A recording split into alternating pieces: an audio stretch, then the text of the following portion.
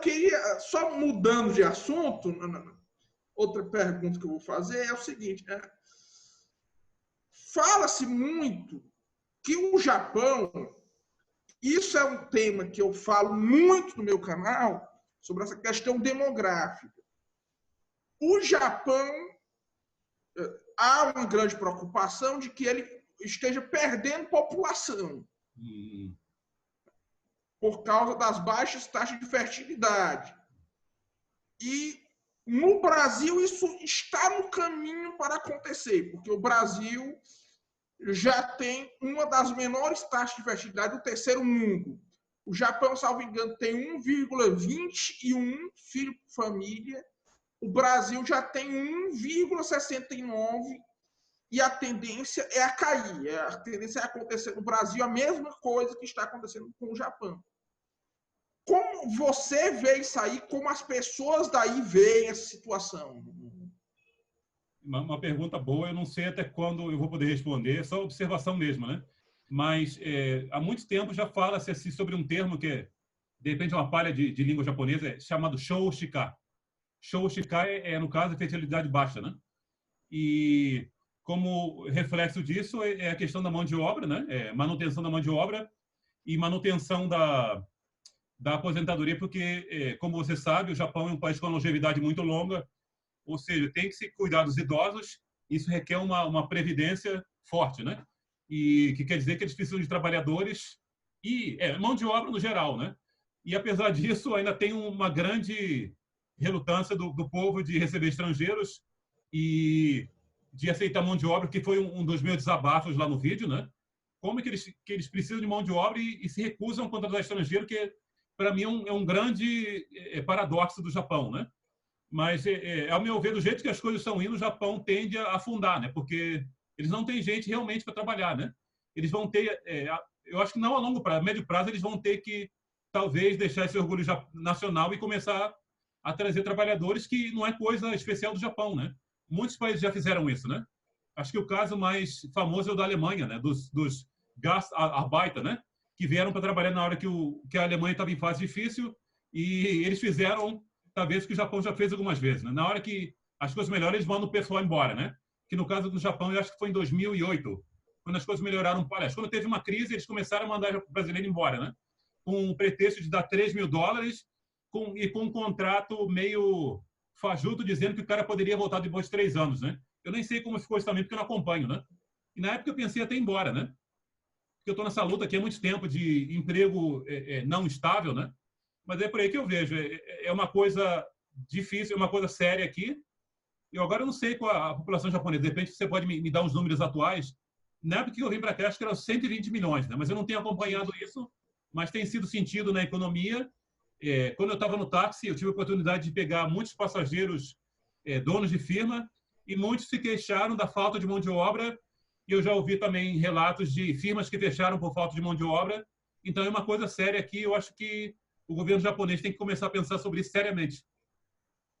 E o governo brasileiro também, porque a tendência é que o Brasil vá chegar ao patamar do Japão muito antes, sem ter a riqueza do Japão e sem, por exemplo, ter um sistema previdenciário forte que o Japão tem. A tendência do Brasil é acontecer a mesma coisa. Mas eu fiquei um tanto curioso também, porque eu vejo os vídeos lá da igreja, que você é batista, a igreja, você é batista? Não, não. De batismo, eu sou presbiteriano. Eu sou da Igreja Presbiteriana do Brasil, onde eu me converti, me batizei. Porém, depois que vim para cá, aliás, no começo que eu vim para cá, é uma igreja não denominacional, mas na época que eu cheguei, o pastor também era presbiteriano, né? E depois ele saiu, né? Teve uma mudança de pastor, e eu estou numa outra igreja, cujo pastor ele é de uma vertente mais pentecostal, mas eu diria pentecostal equilibrado, né? Que é uma coisa importante, né? O caso é uma igreja que não nega o poder de Deus, porém não faz com que esse poder de Deus seja negado pela palavra, né? Quer dizer, ou seja, tem que ter baseamento dos dois, né? Então eu estou indo numa igreja dessa que chama Igreja Aliança de Osaka, é onde eu vou aqui, né? Mas a igreja, o público dela é na maioria de japoneses ou também tem muitos estrangeiros lá? Na realidade, é uma igreja que eu acho que é um pouco rara, porque é uma igreja internacional. Apesar de ter poucas pessoas, os irmãos da igreja são de vários países. Tem bolivianos cultuando conosco, bolivianos, colombianos, peruanos, um pouco número, mas tem, né? Tem alguns irmãos japoneses que vêm na igreja, né? E para isso a gente tem interpretação do culto, né? Tem uns fonezinhos de ouvido que a pessoa coloca para ouvir. É isso aí, basicamente, boliviano, peruano, colombiano, brasileiros, é a maioria brasileiro, né? Poucas pessoas, mas uma igreja unida e internacional que eu acho muito interessante, né? Uma igreja pequena, mas muitos irmãos são muito juntos. É porque como o Japão trata os cristãos no dia a dia? Existe algum tipo de preconceito, algum tipo de discriminação? Porque eu sei que os cristãos são um grupo desproporcionalmente representado na elite do Japão. Por exemplo, o Taro Aso era cristão, já teve vários ministros cristãos, primeiros ministros cristãos, pelo que eu vi, já teve 8. Né? Como é que eles veem isso aí, o cristão no Japão, no dia a dia? É interessante, de repente, a gente fazer um aborde desse de cristão no Japão, porque eu não sabia disso. Porque o que eu sei de cristão, desculpa, eu vou entrar no assunto. É engraçado que uma vez eu fiz uma live e falaram que eu era igual político. Eu enrolava e não falava, né? Só que às vezes a gente quer explicar melhor, a gente tem que dar uns parâmetros, né? Então, você me permita aí fazer uma parte aí rapidinho, mas na história do Japão tem aparecido alguns cristãos, né? Um é até um que eu queria abordar. Os mais famosos que eu acho na literatura são o Endo Shusaku, que escreveu o livro O Silêncio, que é um livro que eu recomendo para qualquer um. Ele era um escritor de fé católica e o livro dele virou um filme lindíssimo chamado O Silêncio. Eu recomendo, tem que assistir esse filme. E prepara uma caixa de lenço papel que você vai chorar o filme todo. É um filme forte. E outro escritor famoso, escritora famosa, que eu li alguma parte da sua obra, é a Miura Ayako, que tem um livro lindo chamado... Eu não lembro como é que fala isso em português. Acho que Tougari Touge. É tipo, acho que é Vale Tougari. É uma história verídica de uma viagem de trem no qual o trem acho que teve problema para frear e acho que o amado lá, o cara que, para defender a sua amada ou esposa, eu não lembro a história ao certo, ele pulou na frente do trem parar. Esse aí é filme para chorar também. Eu tentei ver, nossa, é forte. Então, tem na sociedade, apesar de esporadicamente, tem alguns cristãos na sociedade, né? E sobre a visão do cristianismo no Japão, eu acho que, por enquanto, é bem visto, porque nós somos muito poucos, né? Pela porcentagem que eu escutei, os cristãos, no geral, sem separar, são 2%. Porém, olhando para a minha fé protestante, porque dentro desses 2% inclui-se grupos que são considerados seitas ou isolados, como os Testemunhos de Jeová, os Mormons, a Igreja da Unificação e outros grupos que são considerados especiais, né? E eu não estou falando isso aqui criticando grupo nenhum, não me me entender mal, porque eu não tenho nada contra ninguém. Eu só não concordo com ensinamentos de algumas vertentes que somos cristãos, mas o assunto aqui não é esse. Mas, tirando-se esses grupos, e sim, a Igreja Católica está no meio, tem gente que estima que os cristãos aqui não chegam nem a 1%.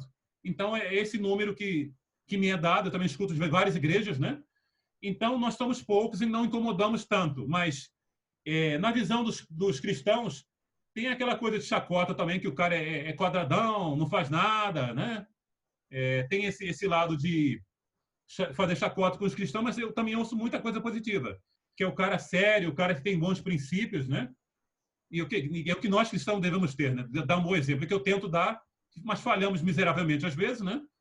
Faz parte da nossa vida, não só como... Somos humanos no geral, né? Mas eu diria que, no geral, a imagem do cristão é boa. E o que me agrada aqui é que nós temos liberdade de culto. Por exemplo, essa igreja que eu frequento, a Aliança, nós temos cultos. Se alguém estiver vendo aí e quiser frequentar a igreja em Osaka, é Igreja Aliança Osaka. Você me manda uma mensagem pelo YouTube que eu te dou as direções, né? É na cidade de Hirakata, e nós temos cultos todos os domingos às 4h30 da tarde, né? E vão começar agora os cultos de estudo aos sábados, né? Então, uma igreja bem ativa agora, não temos problema, nunca tivemos problema com o vizinho, gente reclamando de barulho. É uma benção aqui, graças a Deus. Ninguém nos persegue, temos liberdade de culto, é o que eu agradeço muito ao Japão. Olha outro ponto positivo para o Japão aí, para os haters que falam que eu odeio o Japão. Como que eu vou odiar o Japão?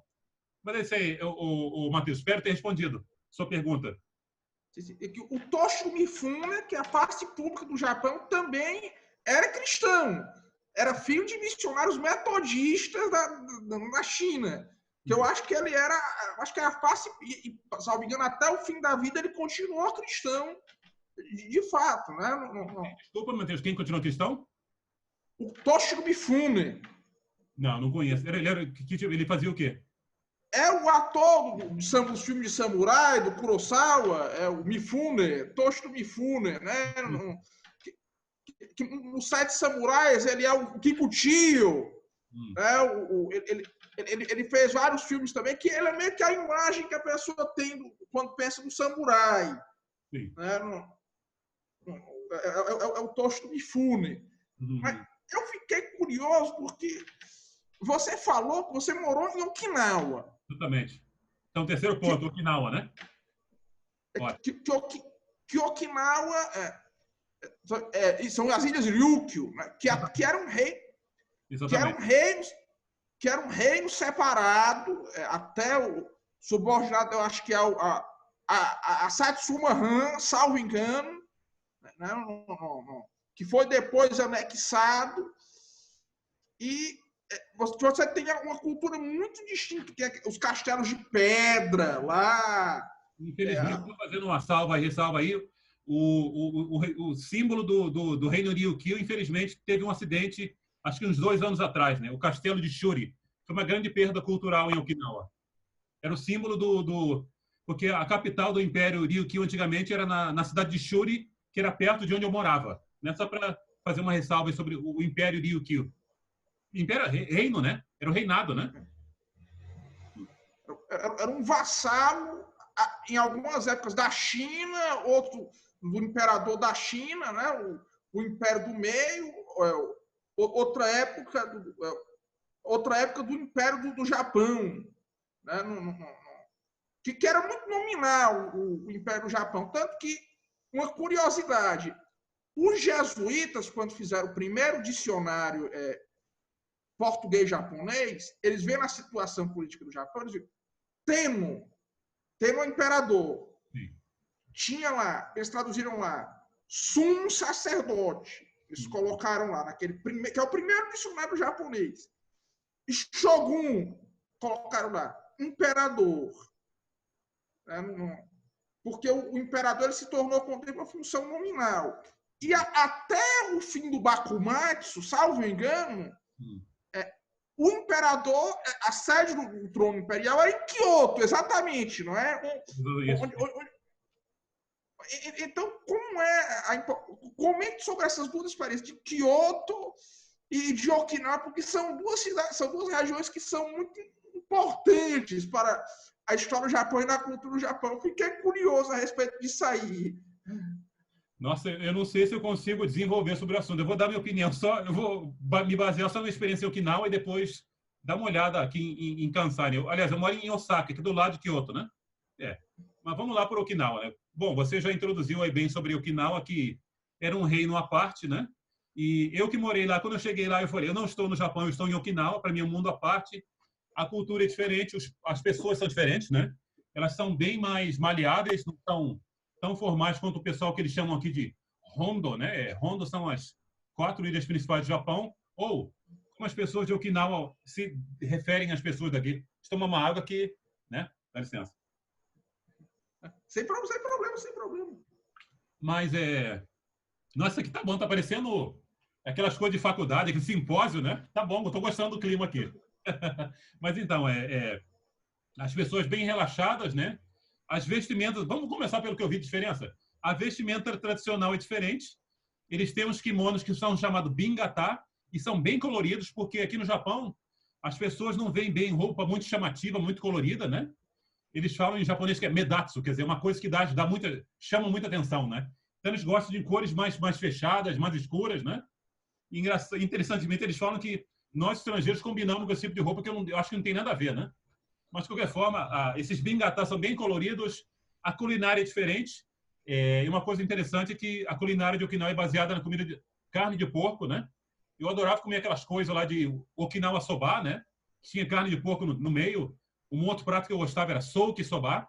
Souk é língua de Okinawa para costela, né? Para ver como é que é a língua diferente. Souk é na língua de Okinawa. Em japonês padrão é abarabone, abarabone, se não estou enganado, é costela, né? Então essa comida, essa culinária é baseada no porco, né? Eu acho que tem muita influência da China, não só na construção. A gente olhando o Castelo de Shuri, eu acho que a arquitetura remete muito mais à China, né? Eu lembro que no vocabulário tem muitas mais palavras de chinês e perceptível. Eu lembro que acho que em dialeto de Okinawa, olha, dialeto é errôneo falar, língua de Okinawa, né? Que é chamado Uchinaguti. Em Uchinaguti, eu acho que cozinha fala chufa, chufara. Eu acho que em chinês padrão é chufa. Eu não lembro o pinyin aqui, a pronúncia exata, mas tem uma influência mais forte da China. Em relação aos nomes, eles preferem nomes com... Eu não sei se você é familiar com os kanjis. Os kanjis têm duas leituras. Uma é baseada no japonês, que é o kun yomi, leitura kun, e a outra é on yomi, que é a leitura baseada no chinês. Eu acho que as pessoas lá têm nome mais baseado nessa leitura chinesa. Por exemplo, eu estava vendo recentemente o caso de um menino que ele foi o primeiro brasileiro a tirar a carteira de advogado no Japão. O nome dele é... o primeiro nome não lembro, o nome brasileiro. É Eiji Teruya. Eiji, eu acho que é coisa bem de Okinawa. Eu lembro que eu visitei uma igreja lá em Okinawa. Eu acho que o nome depois é Eikyu. Eu sei que tem esses nomes assim bem kanjis, bem leitura chinesa. É um pouco diferente daqui, né? Como eu falei, o povo é mais descontraído. Eu fiquei à vontade em Okinawa, né? Outra coisa que chamou muita atenção é o clima. Já que eu sou carioca, eu me senti em casa, né? Que quando a gente chega lá, a gente vai chegando no aeroporto de Nara, a gente vê aquele mar azul turquesa. É lindo demais. O mar é lindo. Cheio de coral. Você vai na praia, o mar limpinho. São as praias mais bonitas que eu vi no Japão, né? E é um paraíso tropical. A gente vê, acho que coqueiro, tem maracujá, tem goiaba. Então é uma coisa surreal. É um lugar lindo, o povo é amável, a língua é diferente, a cultura é diferente. Então eu acho que não é Japão, né? E eu estudei um pouco da história, mas eu lembro muito pouco. Mas em relação à anexação, você está certo. O primeiro contato com o Japão foi através do clã de Satsuma, que corresponde à província atual de Kagoshima. E eu acho que foi no século XII, se eu não estou enganado. Eu peguei uma aula lá na época de história de Okinawa e aconteceram vários eventos políticos. Num determinado momento, Okinawa foi posse americana. E isso foi até o ano de 1972, que é o que eles chamam de Renkan, ou seja, transferência ou devolução. Então, em 1972, Okinawa passou a pertencer ao Japão novamente. E eu acho que é a última província do Japão, né? Se eu não me engano, são 47 províncias, né? Então, Okinawa é a 47ª província. Nossa, quanto tempo eu não usava essa 40ª? Nossa, o português tá bom ainda. Eu lembro o número ordinal, 47ª. Caraca. Mas então, foi a última província a ser instalada no Japão, e é o que eu vejo em Okinawa. E, bom, o que eu falo também, muitas vezes, é do que eu ouço do povo. Eu não pesquisei tudo, mas não só Okinawa, mas como Hokkaido, são vistos como locais diferentes. Eu creio que tem a ver com a coisa racial, porque o pessoal de Ryukyu geneticamente é diferente. Tem aquele debate todo que é o japonês antigo, tanto geneticamente como linguisticamente.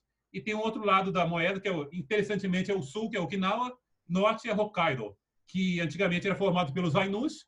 Então parece que tem um setor do governo japonês para lidar com essas duas províncias. Até aí, mas eu não sei até que ponto isso é verdade. Isso que eu ouço, eu não lembro todas as informações, né? Os Ainu ainda são um tema tabu no Japão, né? Muito tabu. E é uma coisa que eu falo, às vezes o pessoal fala, me taxa de teórico no japonês. Não, tem uma cultura fortíssima aqui de assimilação e eles não aceitam coisas exteriores, né? É fato, né? E eles fizeram, na realidade, de repente eu vou entrar em tema polêmico aqui, mas eu vou dar uma opinião só do que aconteceu, né? O que aconteceu de fato, o povo de Okinawa foi assimilado, a língua deles praticamente desapareceu, e isso é uma tristeza para mim, porque eu fui para Okinawa para aprender a língua de Okinawa, o Chinaguchi no final eu não aprendi. Eu aprendi uma variante de japonês padrão que tem algumas palavras incorporadas, e foi o meu tema de pesquisa de mestrado, né? E por outro lado nós temos Ainus que foram assimilados totalmente, e desgraçadamente, eu diria, do aspecto linguístico, eu pensei em aprender Ainu, mas quando você ouve a língua, você vê que é um japonês falando uma língua estrangeira. Você não ouve autenticidade mais na língua Ainu. E eles foram assimilados, eles são pouquíssimos. Daqui a pouco, acho que a cultura desaparece. Eu acho que eu não sei se é bom ou ruim, porque nós também, brasileiros, somos assimilados, né? Então, a gente não sabe mais como nós éramos. E eu acho que é o que aconteceu com o Japão, né? O povo de Okinawa esqueceu quem eles eram e os Ainus também eles vão desaparecendo. Já desapareceram. A língua praticamente desapareceu e eu acho uma perda cultural grande, né? Eu acho que só deve ter sobrado. Eu também não visitei muito as regiões de Hokkaido, porque parece que tem umas regiões que tem algumas vilas mais tradicionais. Eu acho que é Kushiro. Eu não lembro das regiões. Tem os nomes, até os nomes de locais a gente vê a influência Ainu, né? Mas foram assimilados. Tanto